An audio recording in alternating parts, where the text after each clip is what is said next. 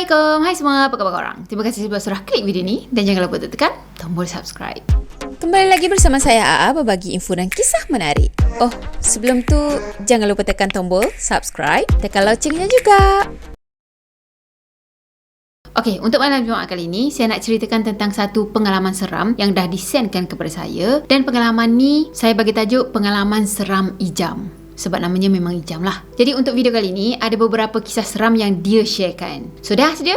Jom kita mula. Ijam ni, dia adalah anak jati Sarawak. Dan pada tahun 2008, itu adalah pertama kali dia datang ke Semenanjung Malaysia. Katanya dia dapat kerja dekat sini, dekat Johor. Cuma dia tak jelaskan kerja apa yang dia dapat masa tu. Mula-mula dia melapor dekat satu institusi. Dia terpaksa menumpang dekat satu blok B. Dan masa tu dia tak dapat kuartus lagi lah. Jadi katanya masa tu dia banyak terhutang budi dengan Abang Khe dan juga Kak Nap. Sebab sudi tolong dia untuk kemas-kemas bilik dan tolong dia kemas-kemas apa yang patut lah. Katanya dalam 2 minggu juga dia terperap je dekat dalam bilik pensyarah jemputan. Yelah, sambil-sambil dia menunggu dapat kuartus nanti kan. So saya rasa mungkin masa tu dia bekerja sebagai pensyarah dekat salah satu institusi yang ada di Johor. Masa tu tengah-tengah malam je dia mesti akan terbangun, akan terkejut sebab dia akan terdengar budak-budak yang menjerit macam dah tak ada hari esok lagi nak main. Katanya memang lumrah lah, kalau dekat asrama memang itu biasa. Jadi dia pun malas lah nak layan, malas nak ambil pot sangat kan. Tak lama lepas tu, dalam 2 minggu lepas tu, dia dapat surat untuk masuk ke kuartus. Cuma masa tu dia dapat satu kuartus yang lama tau. Dekat kuartus tu pula macam ada barang-barang yang asas je.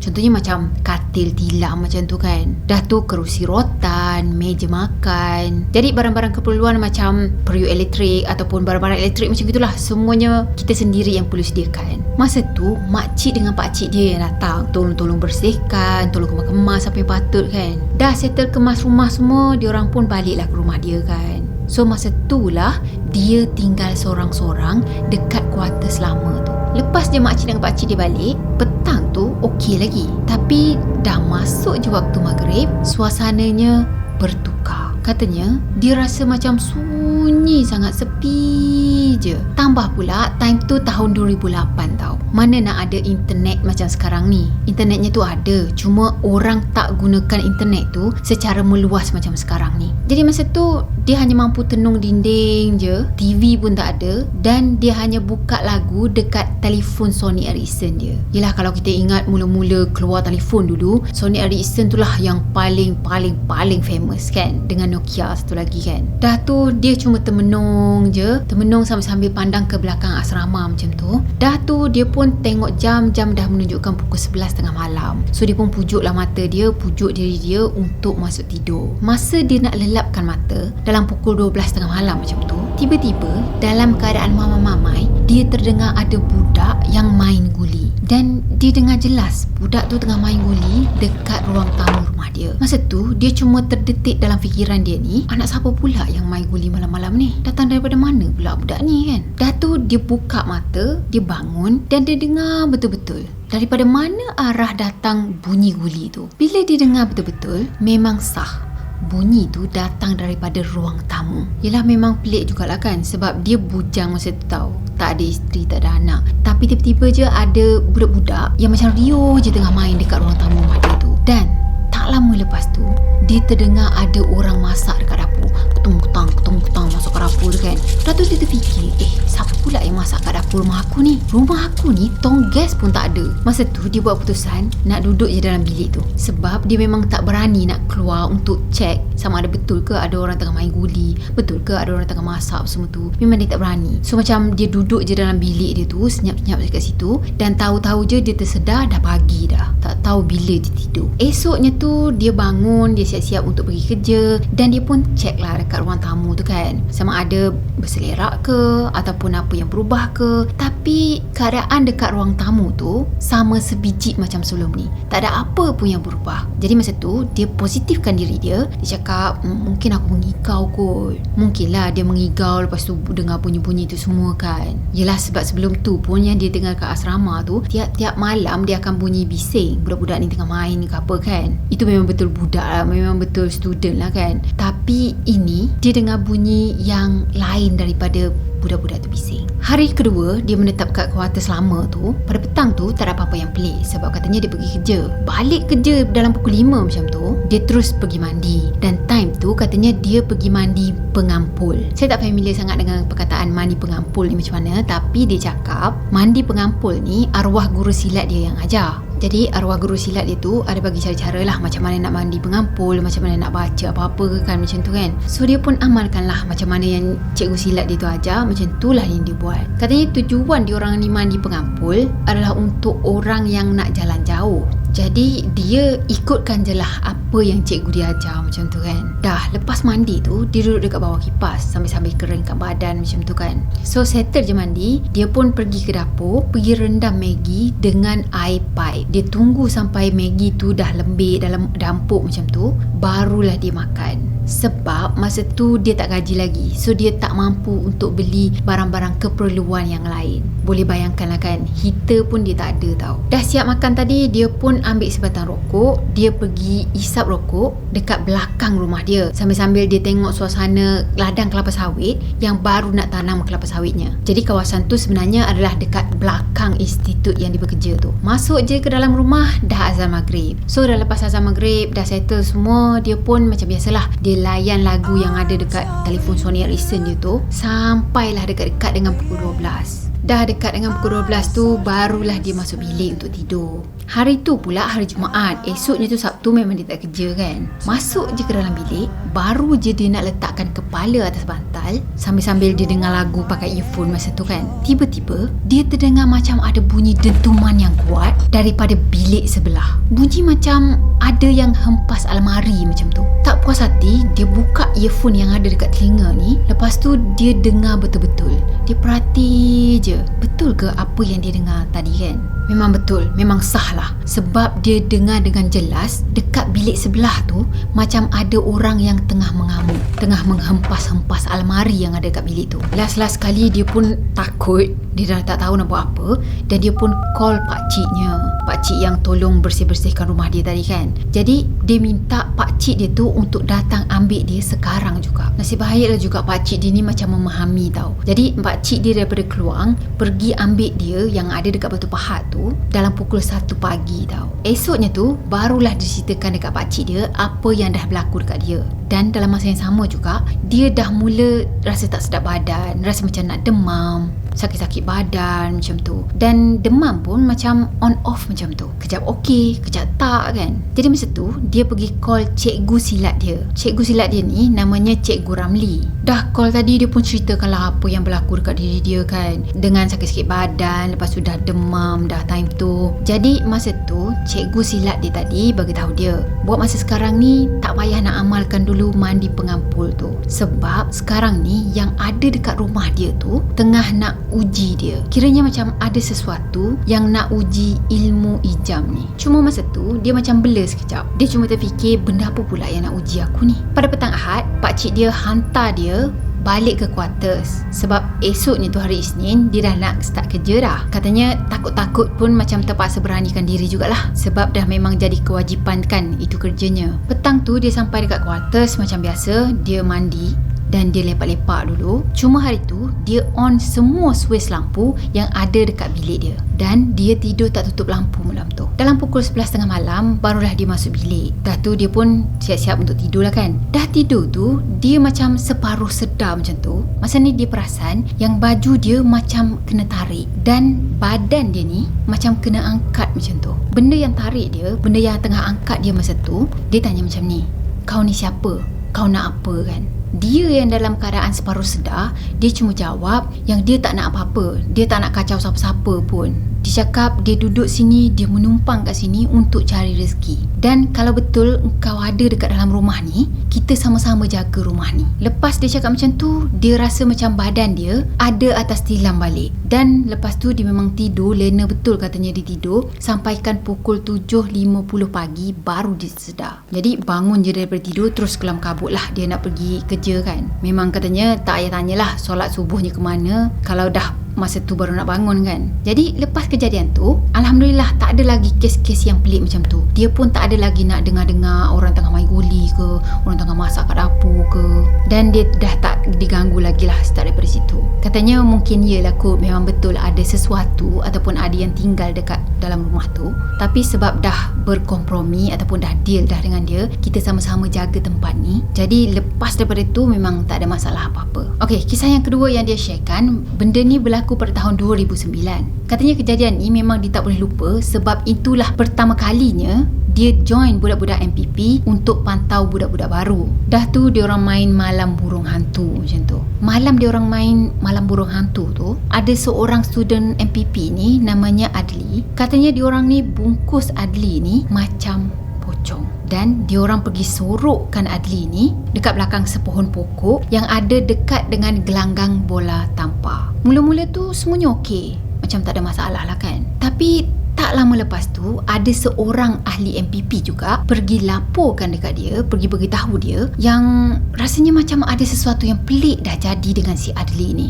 Jadi dia pun pergilah dapatkan Adli, pergi cek keadaan Adli masa tu. Bila dia pergi je dekat Adli tadi, dia tengok dekat belakang Adli tu ada 3 lagi spesies yang macam Adli pakai. Ya, ada 3 lagi penampakan pocong yang ada dekat belakang Adli. Dan last kali dia pun minta budak-budak MPP ni semua untuk buka ikatan kain kafan yang ada pada Adli tu. Dah tu esoknya tu dia dengar khabar yang si Adli ni dah demam. Dan bilik tidur MPP lelaki masa tu kena ketuk. Tapi bila diorang pergi buka, tak ada orang. Malam kedua program diorang, katanya dia balik agak lewat juga malam tu, dalam pukul 1 pagi macam tu. Mata pula tak nak tidur, tak ngantuk kan. So dia pun layan dengan lagu semua sampailah jam menunjukkan pukul 3 pagi. Masa tu dah rasa mengantuk sikit, dia pun masuk ke bilik untuk tidur. Dah masuk ke dalam bilik tidur tadi, baru je nak tidur, sekali hujan lebat gila.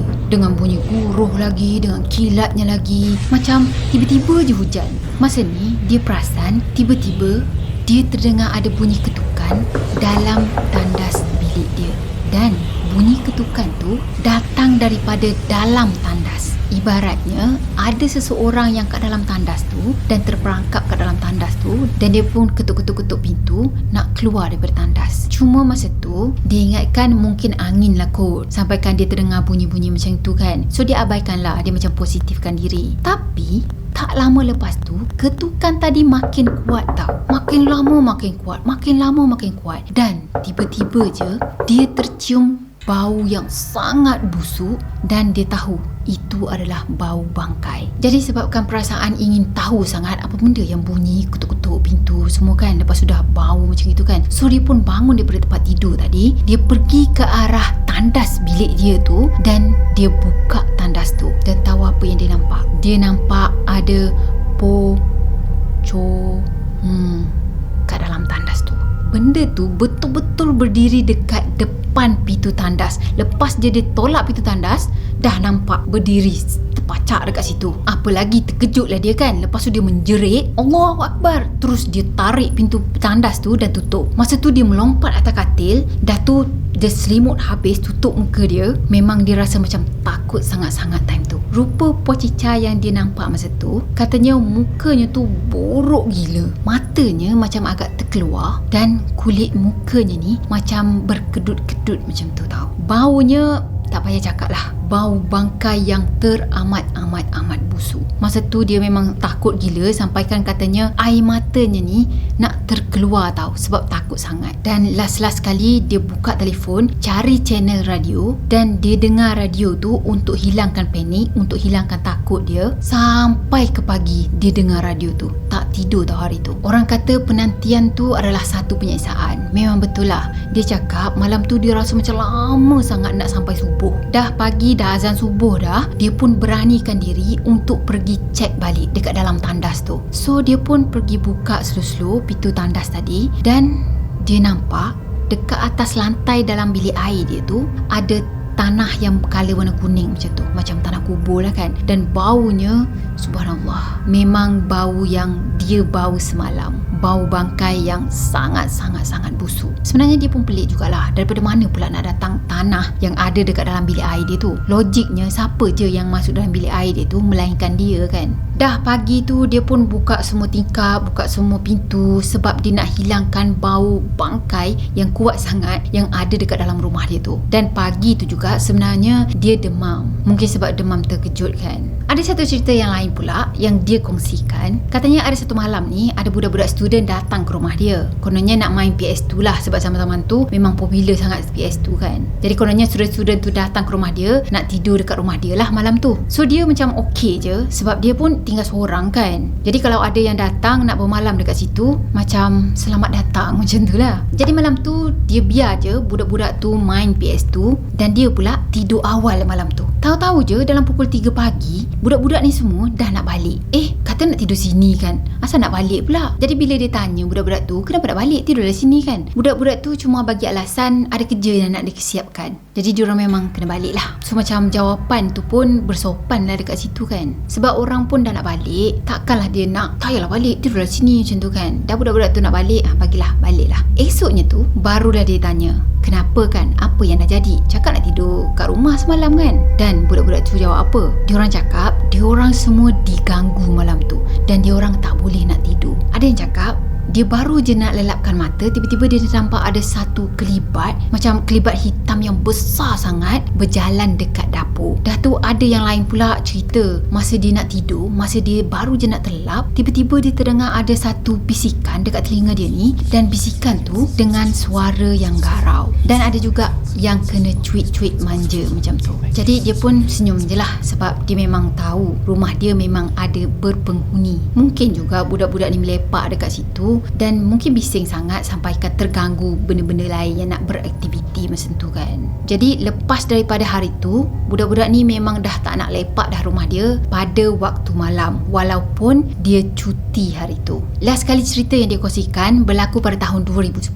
Katanya masa tu kesihatan dia dah makin menurun, lututnya ni bengkak lepas dia balik daripada kursus induksi. Katanya ada seorang kawan dia ni memang rajin sangat lawat dia, namanya Azhar, dan kawan dia ni lah yang bawa makanan dekat dia. Lepas tu Azhar ni selalu buat akupuntur dekat kaki Ijam. Dia cakap masa tu teruk juga sebab macam-macam hal yang jadi dan emosi dia pun tak stabil. Dia selalu didatangi mimpi yang pelik-pelik, yang bukan-bukan, dan last kali dia pergi mengadu dekat Ustaz Rahim. Jadi masa tu dia minta Ustaz Rahim tadi tengok-tengokkanlah apa yang dah berlaku pada diri dia kan. Jadi Ustaz Rahim ni pun minta Ijam pergi jumpa dengan abang ipar dia yang ada dekat Keluang. So diorang pergi sama-sama kat Keluang tu untuk pergi berubat. Masa abang ipar Ustaz Rahim tadi ubatkan Ijam ni, katanya ustaz tu pergi picit ibu jari kaki dia dan ustaz tu tanyakan, siapa engkau? Masa ustaz tu picit jari kaki dia tu, dia cakap memang sakit gila. Dalam dia duduk menahan sakit tu, dia jawab, aku Awang. Dan ustaz tu pun berulang-ulang kali dia tanya, siapa engkau? Siapa engkau kan? Mungkin dia nak pastikan betul ke engkau tu Awang. Jadi dia tanya banyak kali dan banyak kali jugalah si Ijam ni bagi tahu